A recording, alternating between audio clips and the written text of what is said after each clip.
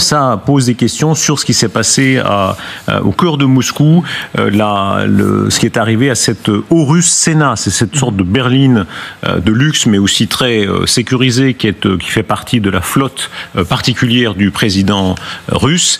Et va nous rejoindre pour en parler quelqu'un qui est spécialiste de ce genre de questions de sécurité, c'est le commandant Christian Proutot. Je vous en prie, commandant, rejoignez-nous. Merci beaucoup à Christian Proutot qui qui cofonda le GIG dans l'époque. Merci beaucoup, commandant. Merci beaucoup d'être là.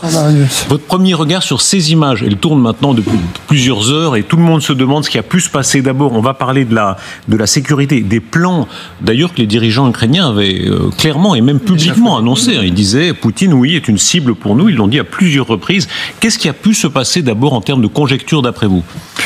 Je pense soit la voiture avait été à un moment de révision et tout de l'intérieur, parce que vu ce que l'on voit, c'est-à-dire le véhicule qui a flambé, il faut qu'il y ait un système de mise à feu qui soit à l'intérieur, parce qu'on sait qu'il y a en périmétrie de tous les bâtiments, c'était le FSB, je crois, oui. Ils ont des systèmes de brouillage, donc c'est pas une télécommande à distance.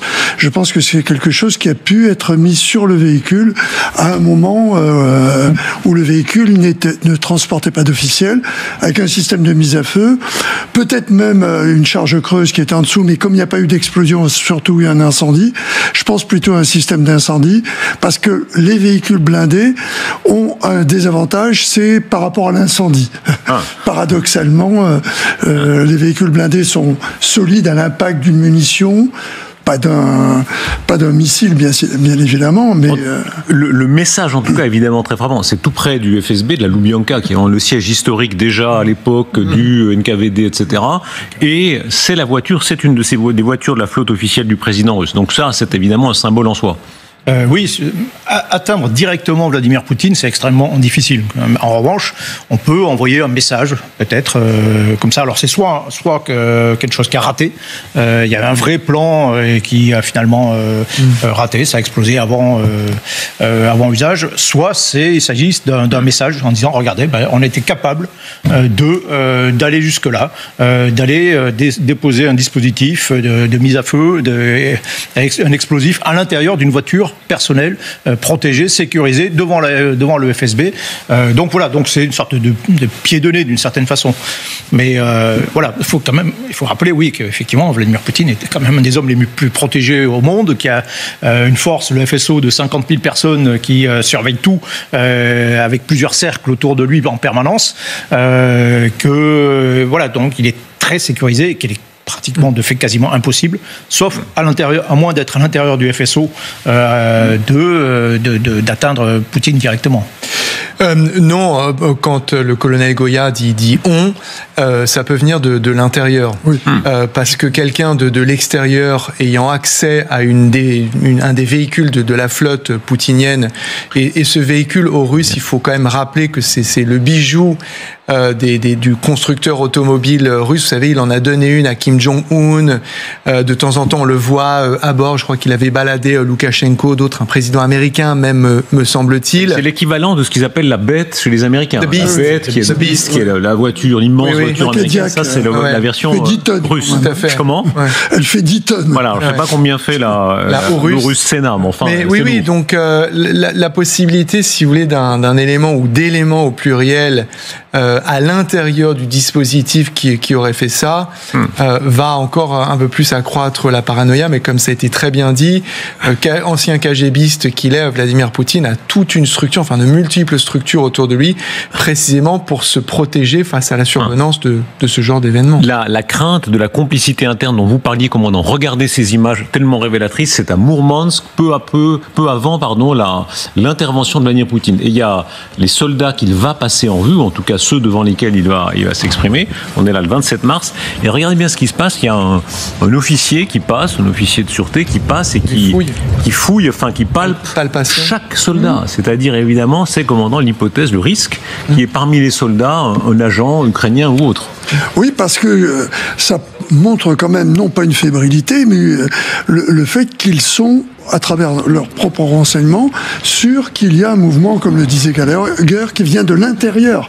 C'est ce type d'opération, c'est un peu comme l'histoire de la trottinette qui a explosé et qui a à Moscou, qui a tué ce général. Amené à Patresse, ce général, et puis son aide de camp.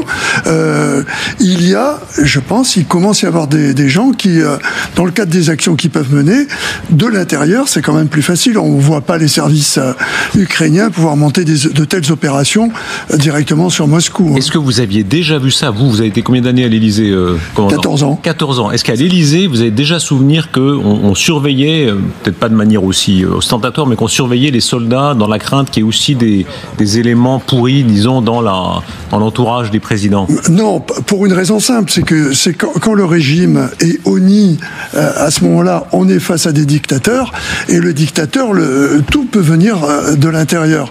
Alors après, vous avez le commandement qui fait en sorte que, peut-être, effectivement, dans certaines cérémonies, il n'y ait pas d'armes, donc il n'y a pas de munitions. En principe, il n'y a pas de munitions dans les cérémonies, et que on se méfie peut-être un peu de tout et tout le monde. En tous les cas, moi, je l'ai jamais vu.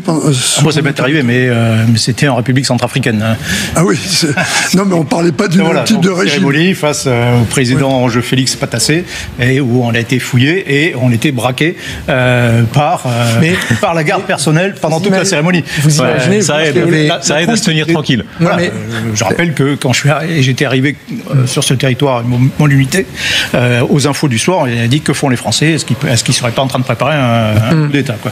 Mais là, en l'occurrence, ce sont des soldats russes. Est-ce que vous imaginez, président français ou patron du Sénat, qui demande à ce que vous soyez palpé avant de vous adresser, alors que vous servez votre pays, vous servez sous les drapeaux, c'est quand même, vous êtes engagé. C'est très humiliant, je pense. Hein. C'est une humiliation, c'est exactement ça le terme vers lequel je me dirigeais, et ça montre à la fois l'humiliation de ces gens qui ont choisi, ou non, je ne connais pas leur motivation de servir, ça montre l'extrême fébrilité, ça a été dit, mais le manque de confiance à l'intérieur d'un régime, et les Ukrainiens le disent tout le temps, ces régimes qui sont basés et fonctionnent sur la peur sont des châteaux de cartes qui donnent l'apparence, parce qu'ils sont très verticaux, donc efficaces, donc de la solidité, mais en réalité, ils peuvent s'effondrer très très rapidement, précisément parce qu'on a ce genre de scène qui laisse forcément des traces et qui sont des indices sur le rapport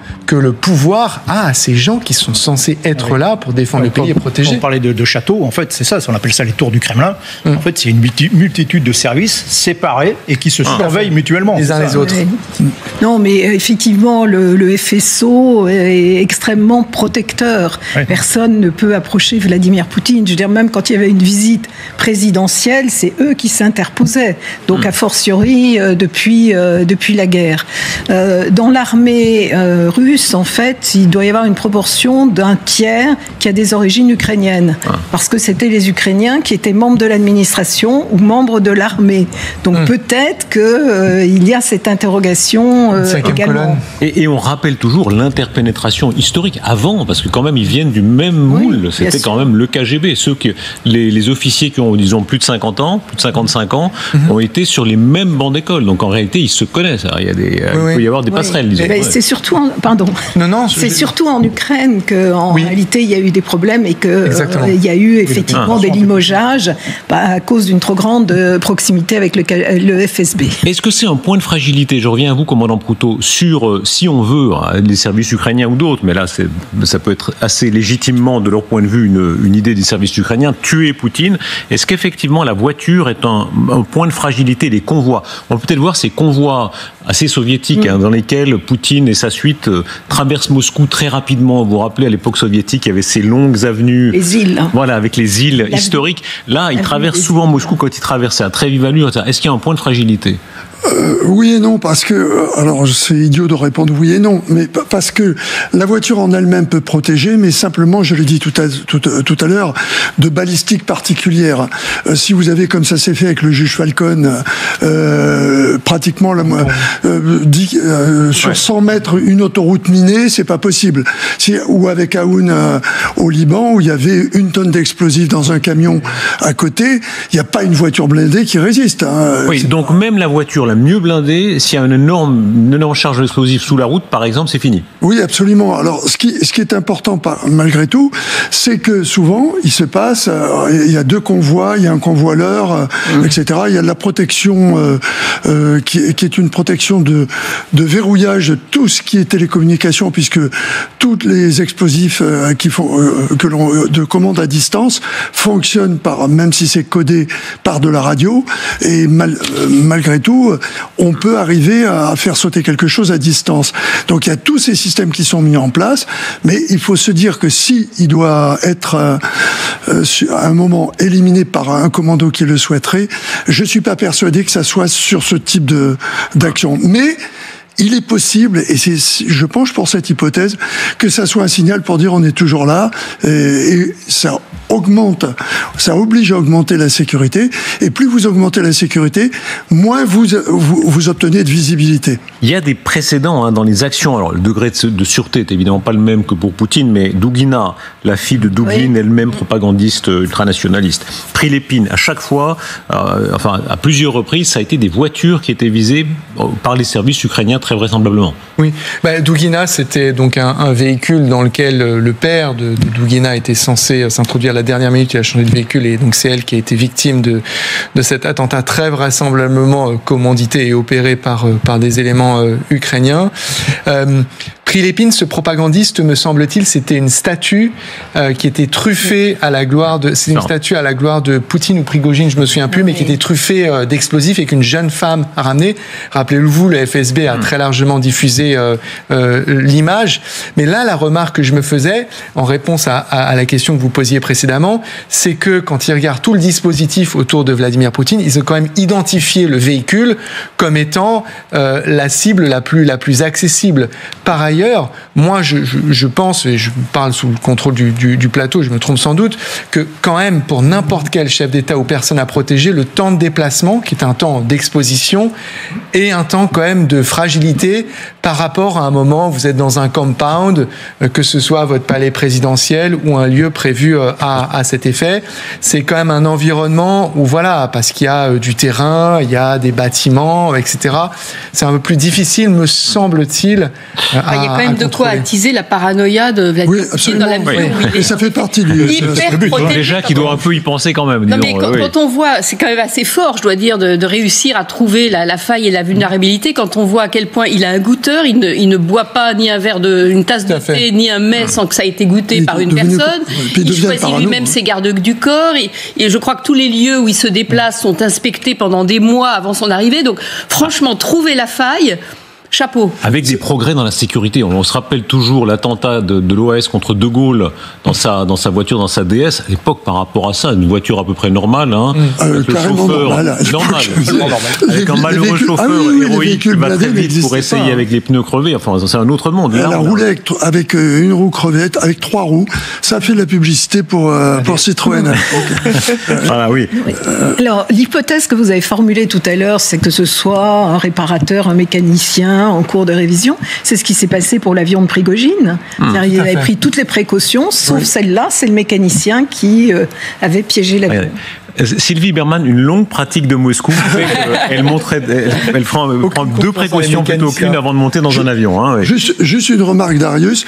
Je pense que c'est sur l'aérien que c'est le plus fragile à protéger. Et s'il peut se passer quelque chose d'efficace, ça sera sur de l'aérien. Bon, même si en tout cas, les Ukrainiens ne s'en cachent pas. Il faut relire certaines déclarations. Skibitsky, donc c'est le numéro 2 des services en Ukraine, qui disait Poutine est en tête de liste, nous essayons de le tuer. Boudanov, il y a eu des tentatives d'assassinat de Poutine, mais comme vous pouvez le voir, elles ont échoué jusqu'à présent. Il y a eu beaucoup d'autres déclarations où ils ont souvent dit oui, en réalité, il est une cible à leurs yeux légitime. Oui, alors d'autant plus que Zelensky avait été une cible des Russes au début de la guerre. Cela dit, si jamais Poutine était assassiné par les Ukrainiens, c'est pas un démocrate qui sera au pouvoir, et il y aura une volonté de revanche des Russes. Ça sera quelqu'un qui risque d'être plus extrémiste encore que lui.